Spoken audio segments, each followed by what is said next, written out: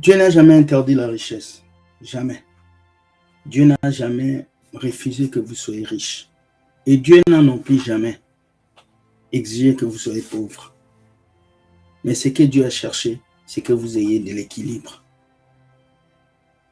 Mais aujourd'hui, beaucoup de chrétiens dépassent les niveaux. Parce qu'il y a un enseignement qui a pris place à l'Église, l'évangile de la prospérité, qui base tout sur les choses matérielles. Voiture, maison, succès, élévation. Pourtant, nous, notre prospérité à nous, chrétiens, enfants de Dieu, c'est d'avoir une prospérité spirituelle et peut-être intellectuelle. Voilà pourquoi nous vivons dans une société de surconsommation, où chaque année, les iPhones sortent, chaque année, les téléphones changent, chaque année, une nouvelle version de voiture sort. Donc, si vous voulez posséder les choses de ce monde, vous serez comme des coureurs, parce que vous allez courir tout le temps pour chercher à gagner autre chose. Mesdames et messieurs, bienvenue dans votre mission Entre nous. Ici, nous parlons, nous discutons et nous venons expliquer les choses simples de la vie et même ce qui se passe dans les églises. Alors, je vous dis, soyez bénis. Rappelez-vous que nous avons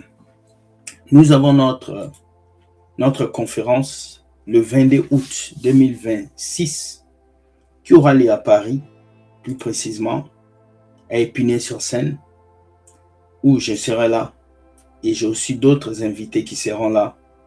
Nous allons parler concernant les masques, que les masques tombent. Parce que beaucoup d'entre nous, nous portons des masques et nous faisons semblant devant les gens. Alors l'entrée est libre et gratuite. Vous vous enregistrez par email ou vous venez en personne, nous allons vous recevoir. Merci beaucoup et passons maintenant à la vidéo. Nous allons voir notre première vidéo. L'acte que cette dame pose, ne le faites jamais. Esprit de richesse. Cette histoire qu'elle fait, ne le faites jamais. Pourquoi? Il n'y a pas un esprit de richesse qui règne. Il n'y a pas un esprit de pauvreté. Non. Il y a des lois de richesse et des lois qui peuvent te rendre pauvre. Mais il n'y a pas un esprit de richesse. Vous devez le comprendre aujourd'hui. Et si vous faites cette prière, je sais qu'il y a des chrétiens qui le font, vous êtes dans la... Esprit de richesse. Écoutez cette prière. Attaque-moi, possède-moi. Esprit de richesse. Attaque-moi, possède-moi, utilise-moi, abuse de moi, fais tout ce que tu veux de moi. Vous avez compris? Elle a dit quoi? Esprit de richesse. On va répondre. Esprit de richesse. Attaque-moi, possède-moi, utilise-moi, abuse de moi, fais tout ce que tu veux de moi. Ça, c'est ce qu'on appelle le blasphème. Elle dit, esprit de richesse, attaque-moi, possède-moi. Elle ne prie pas le Saint-Esprit. Elle ne prie pas l'Esprit de Dieu. Elle prie l'esprit des richesses. Et quand vous allez dans la Bible, l'esprit qu'on appelle l'esprit des richesses, c'est l'esprit Baal. Et Baal, c'est Mammon plutôt. Mammon, le dieu de la richesse. C'est ce dieu-là qui donne l'argent, qui enrichit ces gens. Et c'est ça qui est triste, vous comprenez. Parce qu'aujourd'hui, les chrétiens créent des alliances spirituelles sans les savoir. Mammon est un terme biblique qui permet de personnifier l'argent, la cupidité et la richesse matérielle. Et aujourd'hui, Mammon a pris sa place dans les églises, dans les prédications. Les gens se sentent chrétiens parce qu'ils ont une voiture. Les gens se sentent chrétiens parce qu'ils roulent une BMW. Donc quand tu n'as pas d'emploi, le diable t'a attaqué. Quand tu es malade, le diable t'a attaqué. Mais nous avons vu des gens dans la Bible, ils n'ont jamais péché. Ils croient en Dieu, quelqu'un comme Job, mais il avait des problèmes dans sa vie. Parce que Dieu avait permis au diable de l'attaquer. La faute n'incombe pas du diable, la faute souvent vient de vous. Quand vous faites ce genre de prière, l'esprit des richesses entre en moi, Vous appelez maman dans votre vie. Et ne soyez pas étonnés que votre vie spirituelle sera zéro, mais toutes vos prières seront centrées que sur la voiture, la maison, le mariage. Et ça, ce n'est pas l'évangile. Parce que Jésus n'est pas venu vous pousser à vous attacher au matériel. Nous allons voir la première vidéo. Aujourd'hui, je veux passer les vidéos du pasteur Nadom Pongo, un pasteur que j'écoute beaucoup, qui dit des vérités. Et je suis sûr qu'aujourd'hui, vous allez baver. Hein? Allons-y. Notez aussi que deuxièmement, la prospérité ne se transmet pas en touchant les biens d'autrui. Tu ne seras pas prospère en touchant ma poche. Tu ne seras pas prospère en touchant les véhicules de quelqu'un. Tu ne seras pas prospère en touchant la maison de quelqu'un. C'est ça. La prospérité n'est pas transférable. Oh, connecte-toi à moi et puis tu auras ma prospérité. Mais quand le pasteur te dit c'est connecter à lui, que tu auras sa prospérité. Mais l'argent que le pasteur a pris pour acheter cette voiture, ça vient de ta poche. L'argent que ce pasteur a pris pour voyager, ça vient de ta poche. C'est toi qui lui as donné la dîme et les offrandes. Comment tu peux croire que quelqu'un qui dépend de toi financièrement va te rendre riche? Puisque Dieu dépend de personne, c'est normal qu'il puisse bénir. Mais toi, ton pasteur dépend de ton argent d'offrande. Il dépend de tes dîmes pour payer le loyer. Mais comment lui, il peut te rendre prospère alors que lui, il dépend de toi? Vous voyez là où les chrétiens ne réfléchissent pas. Et c'est ce que ces pasteurs disent. Oh, il faut liker pour être béni. Il faut liker pour être béni. Une fois, j'ai vu sur YouTube un prophète qui a dit « Soulevez vos porte-monnaies. Je vais prier et Dieu va vous rendre riche. » C'est une bêtise. On ne devient pas prospère parce qu'on prie sur un porte-monnaie. Ça, c'est des croyances linophéatiques, réfléchies par nos propres cerveaux. Ça n'a jamais existé, les amis. Vous devez quitter ce genre de réflexion. Nous allons continuer. Notez aussi que deuxièmement, la prospérité ne se transmet pas en touchant les biens d'autrui. Tu ne seras pas prospère en touchant ma poche. Tu ne seras pas prospère en touchant les véhicules de quelqu'un. Tu ne seras pas prospère en touchant la maison de quelqu'un. Pour que tu sois prospère sur cette terre, la prospérité ne peut se transmettre qu'en don, en legs ou par héritage. Voilà. La prospérité ne peut que se transmettre en don, en legs ou en héritage. Ça veut dire que tes parents étaient riches, ils te laissent ça. Legs, ça veut dire que tu as travaillé, tu as investi et puis tu as créé. Et la troisième chose, en don, ça veut dire que quelqu'un te donne l'argent. L'argent. Pas un don qu'on prie pour toi. Non. Il faut comprendre ça. C'est comme ça que la prospérité se transfère ici sur terre. Quand tu touches le véhicule de quelqu'un là, tu es son héritier. Il veut te le donner. Il veut te le léguer. C'est la sorcellerie. C'est comme ça qu'on arrive à la maison avec la poussière ici et nos véhicules qui sont noirs là-bas. On voit toujours il y a des taches de main des gens. C'est pas la question. C'est quoi les taches de main des gens ici? Les gens qui tapent à la bénédiction, qui tapent à la grâce. Je me rappelle un jour, j'avais une voiture, je ne peux pas dire la marque, mais j'avais une voiture avant et j'ai garé cette voiture en face d'une église. Je me rappelle bien, j'étais chez un ami, c'était un dimanche matin. Et je voyais tous les jeunes de l'église qui sortaient, ils touchaient la voiture. Quand ils touchaient, ils faisaient une prière. Ils touchaient, ils faisaient une prière. Ils touchaient. Ah, moi, je voyais les jeunes qui touchaient. J'ai dit, mais c'est quoi ça? Et quand j'ai démarré la voiture de loin, boum, quand la voiture a fait du bruit, tout le monde a sauté. Ils ont laissé le culte pour sortir, pour venir toucher la voiture. Et c'est là que je comprends ce message, c'est que beaucoup de chrétiens pensent que la vie chrétienne, c'est une fable. L'autre a travaillé pendant des heures, des jours pour acheter sa voiture. Toi, tu penses que c'est en priant 1 heure à l'église que tu auras cette voiture. L'autre a travaillé pendant des jours pour créer une entreprise. Toi, tu penses que c'est si le pasteur te verse l'huile sur la tête que tu auras une entreprise. Voici la mentalité des chrétiens, la mentalité de la facilité qui vient de l'évangile de prospérité. C'est la même chose que cette femme qui priait, qui disait « Esprit de prospérité, possède-moi ». Parce que les chrétiens aiment la facilité. Ils aiment tout ce qui est facile. Voilà pourquoi ils iront acheter l'huile d'onction facilement. Ils vont acheter le savon facilement. Ils vont acheter tout ce que le pasteur vend quand on leur dit ça vous rend riche. Ils vont les acheter. Quand les bandits de Makosso viennent, il dit, je viens de Jérusalem avec l'huile de Jérusalem. C'est 200 $ pour activer votre année. Les gens vont acheter parce qu'ils aiment la facilité. Un chrétien aujourd'hui est capable. Il est capable de travailler 1 heure pour gagner 100 000 $ facilement, même si c'est un faux travail. Mais il est incapable de travailler 8 heures pour gagner l'argent de sa journée. Et ça fait mal. Il faut qu'on le dise. Aide-moi à dire à ton voisin, quitte ça au nom de Jésus-Christ. Quitte ça au nom de Jésus-Christ. Et la grâce en Christ ne se reçoit pas en entrant en contact avec quelque chose qui ne t'appartient pas. Et bien évidemment, il n'y a pas de grâce matérielle en Christ. Il n'y a pas de grâce matérielle en Christ. Ça choque, hein? Il faut que ça vous choque. Parce que beaucoup d'entre vous vivent avec cette mentalité-là. Dieu, fais-moi grâce pour ma voiture. Dieu, fais-moi grâce pour la maison. Tu te trompes. Dieu ne te fera jamais grâce pour ces choses. Zéro. Zéro. La grâce de Dieu n'est là que pour la spiritualité. Le matériel, tu l'as parce que Dieu a mis ça en ta disposition. Il faut que tu travailles pour l'avoir.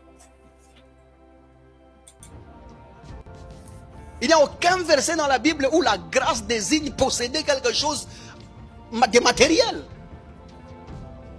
Et le mot grâce dans la Bible, il a trois degrés constantes. Quand tu lis la Bible, tu étudies le Nouveau Testament, la grâce signifie salut. Le salut. Quand tu lis la grâce, plusieurs fois on te parle de la grâce comme le salut. Si ce n'est pas le salut que tu trouves en tant que grâce, la grâce c'est l'évangile. Et troisième degré de la grâce c'est le ministère. C'est tout. Il n'y a pas de grâce de voiture là-bas. Il n'y a pas. Il n'y a pas de grâce de maison. Il n'y a pas. Quand tu dis que Dieu me fasse grâce, tu es en train de demander le salut. Or, tu es déjà sauvé. Que Dieu me fasse grâce, tu es en train de demander le ministère. Or, toi, tu ne veux même pas servir. Tu n'évangélises pas. Même dans ton travail, on ne sait même pas que tu es chrétien. Et quand tu es en train de dire la grâce de Dieu, que Dieu me fasse grâce, peut-être tu veux nous dire que Dieu remplisse ton cœur de sa parole. Peut-être. Il n'y a pas de grâce pour le matériel. Et même là où la Bible dit, je crois que c'est en 2 Corinthiens chapitre 9, là où la Bible est en train de dire, il nous peut nous combler de toute grâce. La grâce là c'est l'évangile, c'est la parole. C'est tout. Parce que la suite on dit, afin que possédant toujours, c'est-à-dire qu'avant que la grâce ne vienne, tu possédais. Ce n'est pas d'ici présent. Afin que possédant toujours, tu peux aussi avoir de quoi donner aux autres. C'est ça, non? C'est-à-dire que l'évangile va t'être donné pour que dans ce que tu possèdes, que tu puisses utiliser ce que tu as pour donner aux autres. C'est-à-dire que c'est la capacité d'accomplir. La grâce là-bas, c'est la capacité d'accomplir que donne l'évangile. Plus tu comprends les choses en Christ, tu reçois la capacité d'accomplir. C'est par l'évangile que nous avons ça. Je parle bien, je pense. Vous comprenez? Mais beaucoup de gens pensent que c'est par les biens que nous avons ça. Non. Dieu ne considère pas beaucoup les biens matériels. Dieu ne considère pas beaucoup nos voitures, nos maisons. Non. Dieu considère ce qui est spirituel. Est-ce que cela veut dire que Dieu interdit une voiture? Non. Dieu t'interdit d'acheter une maison? Non.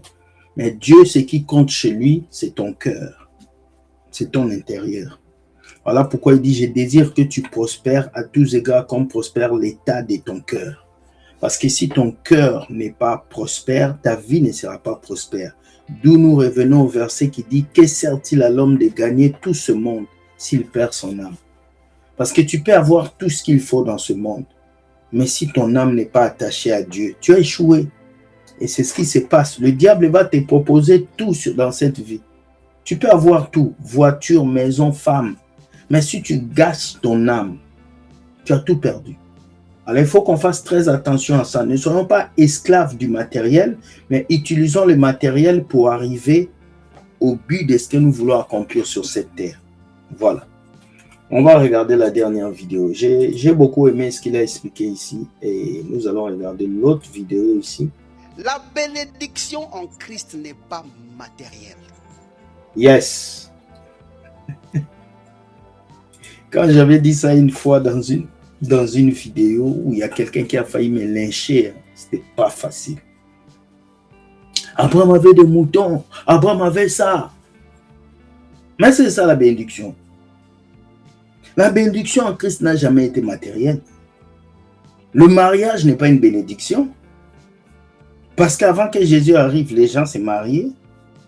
La richesse n'est pas une bénédiction. Avant que Jésus arrive dans la vie des Zachée, Zachée était déjà marié, il était déjà riche, il était collecteur d'impôts. La bénédiction que vous apercevez dans vos yeux, comme ça, avec vos yeux, n'a jamais été matérielle. Voilà pourquoi Dieu se moque de ceux-là qui s'accrochent aux choses terrestres. Il a dit, il est difficile pour un riche d'entrer dans le royaume des cieux. Comme un chameau. Dieu n'a pas interdit la richesse. Mais il a dit qu'il est difficile parce que si toi, tu mets ton cœur dans la richesse de ce monde, tu risques de te perdre. Voilà pourquoi, parce que tu manques d'argent, tu deviens triste. Parce que tu ne roules pas une Ferrari, tu deviens triste. Le pasteur t'a fait croire que quand tu es chrétien, tu dois voyager en première classe. Tu dois avoir de belles voitures. Dieu t'a sauvé pour que tu sois riche. Il s'est fait pauvre pour que tu sois riche. C'est ça, non? Mensonge qu'on vous a prêché pendant des années. On va écouter. Et c'est là que les gens pensent que se marier, c'est une bénédiction. Même si ton mariage arrive à l'église, ça ne convertit pas les choses des hommes en choses en Christ. Même si c'est à l'église on a béni ton mariage, ça ne devient pas quelque chose qui vient de Dieu. Le mariage n'est pas une bénédiction en Christ. Pardon, mais c'est comme ça. C'est un accomplissement de la parole de Dieu. Ce n'est pas une bénédiction. Tu es là, c'est vrai que tu as encore de retard de conception, tu n'as pas encore des enfants. Tu es là, chaque fois qu'on amène un enfant à l'église, tu veux prendre l'enfant d'autrui. Je t'ai passé de grâce, Seigneur, je reçois mon bébé. Non, tu convoites le bébé d'autrui. C'est la convoitise. Regarde, beaucoup de gens pensent que la convoitise, c'est seulement regarder la femme d'autrui, hein, vouloir avoir la voiture d'autrui. Mais les chrétiens sont plus on dit ça, sont dans la convoitise plus que les païens. Le chrétien convoite plus que les païens.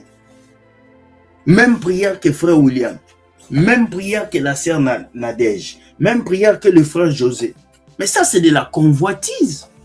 Pourquoi tu veux avoir ce que l'autre a? Travaille pour avoir ce que Dieu a réservé pour toi. Nous convoitons plus que les autres. Parce que le païen, lui, travaille pour avoir ce que l'autre a. Mais toi, tu ne veux pas travailler. Tu fais 3 jours de jeûne pour avoir ce que l'autre a eu en travaillant. Tu fais 4 jours de jeûne pour voyager alors que l'autre n'a même pas fait 4 jours. Il a économisé pour voyager.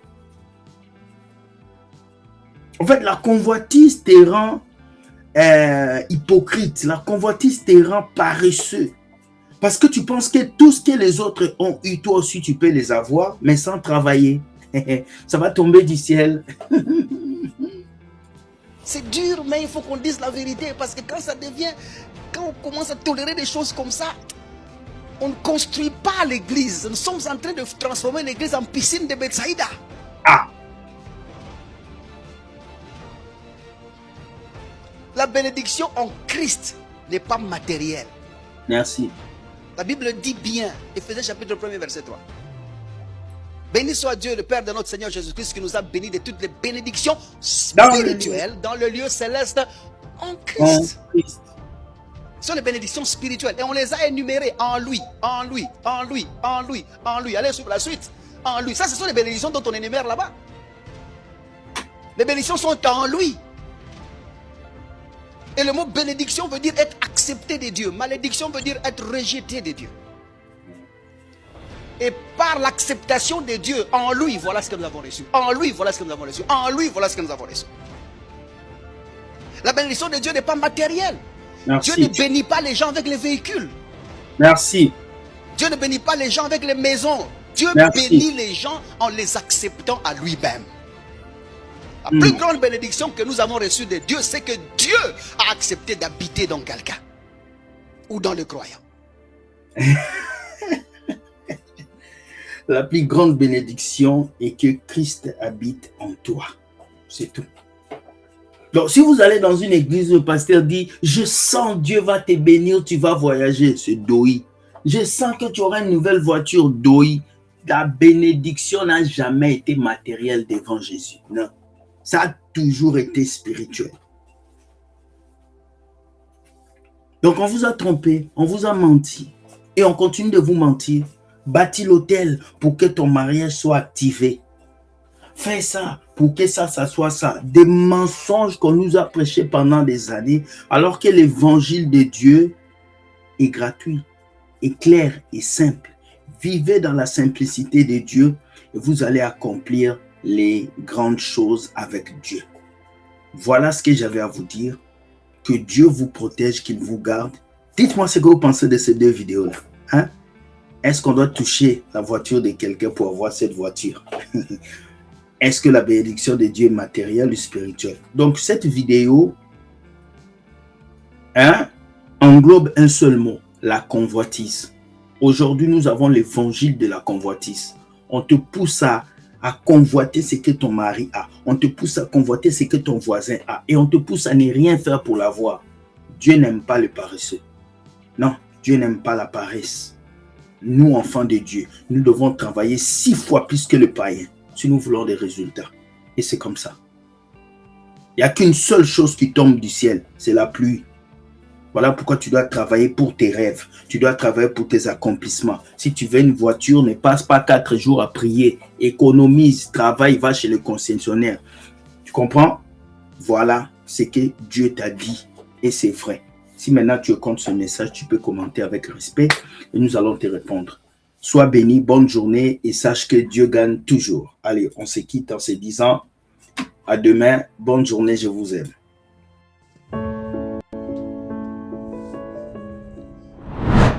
Oui, à Paris, 19 rue de Sol, 93 800, Épinay-sur-Seine. Pour la première fois, With Gospel Ministry TV se présente à Paris pour la conférence Zoe Impact 2026. Venez nombreux, car nous allons partager l'expérience en Jésus-Christ. Entrée gratuite et libre pour tout le monde. Zoe Impact 2026. Venez nombreux, car nous allons partager des expériences et le témoignage de ce que Dieu peut faire dans la vie de plusieurs. Que le masque tombe pour la gloire de Dieu. Bonne journée. Merci les amis, bye bye.